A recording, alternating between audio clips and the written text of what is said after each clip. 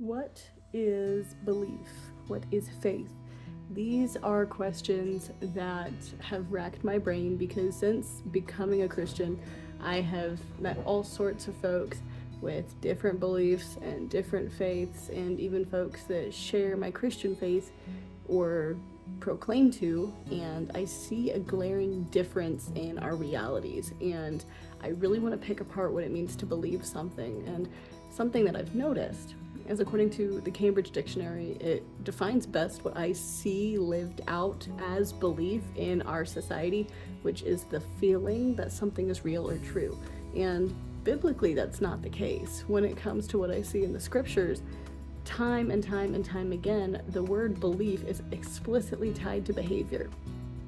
So we have this major disconnect, and this approach to just lackadaisically float through life, to proclaim belief with one's mouth and not to match it with how we behave. And that's a slippery slope, I'm sure, because many of us have also been burned by legalism.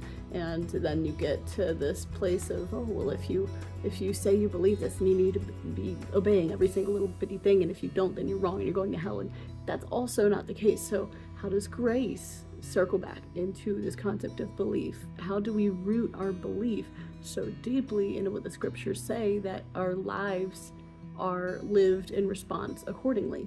And this is basically what I've taken up as my passion project. So I've just finished part 1 of my deep dive. I am going through the Old Testament to root it in the foundation of the Hebrew scriptures, and I'm picking it apart linguistically.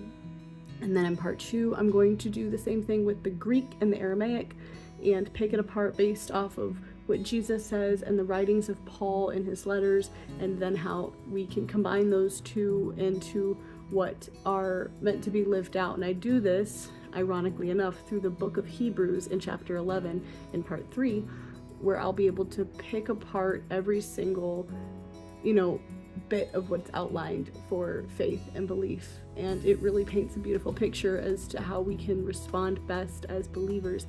And then part 4, I intend to bring that home with, where do we sit if we're in this place of, God, I believe, but help my unbelief. Like, I want to, but I don't. And there's a wrestle there, there's a tension there. And I outline kind of the 3 parts to having the head knowledge and, this persuasion process and being wooed by God, and then how that kind of works, because then we can start to feel like we're broken if we don't have perfect belief, and that's not the point either. So all that to say, this is going to be a 4-part series. This has become my passion project because clearly I'm injured, and I'm looking forward to being able to explain all of this in a little bit more depth.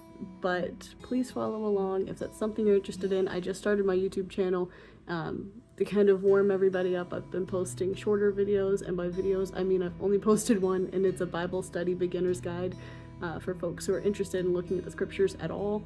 And this will effectively be my shorter but second video, and I plan to just keep it rolling. So stay tuned for more Bible content. I look forward to it, and I hope that you enjoy it.